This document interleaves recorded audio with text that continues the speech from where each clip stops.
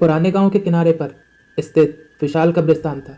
इस कब्रिस्तान की कहानियां गांव भर में डर रहस्य का विषय थी। कहते हैं कि इस कब्रिस्तान में दफनाए गए लोगों की आत्माएं रात को जीवित हो उठती।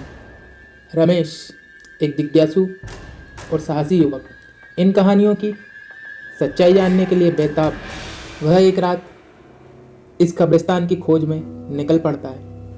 कब्रिस्तान में प्रवेश करते ही ठंडी हवा के झोंके और उल्लू की डरावनी आवाज़ उसका स्वागत किया और वो आगे बढ़ता रहा। और अचानक एक कब्र से धीरे धीरे उठती हुई धुन दिखाई दी।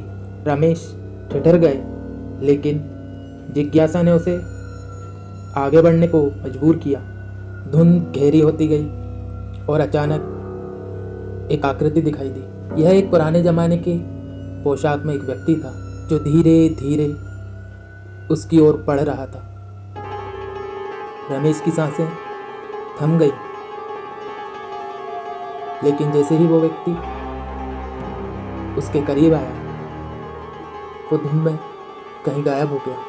इसके बाद उसने कई अजीब घटनाएं देखी, जैसे बिना हवा के पेड़ हिल रहे थे, अदृश्य ताकतें उसे छूने की कोशिश करती और दूर कहीं से रोने की आवाज आती। उसके साहस की परीक्षा तो तब हुई जब वो एक पुरानी जर्जर समाधि के पास पहुंचा, जिसके अंदर जाने के बाद उसने जो पढ़ा, उसे पढ़कर वो घबरा गया। वहाँ लिखा था, जो यहाँ आया वो कभी नहीं गया।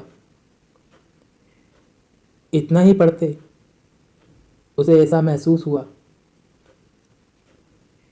कि उसके पीछे कोई खड़ा है। उसने हिम्मत करी और पीछे मुड़कर देखा तो पाया वहाँ कोई नहीं था। डर के कारण रमेश ने फैसला किया कि अब उसे वहाँ से लौटना चाहिए।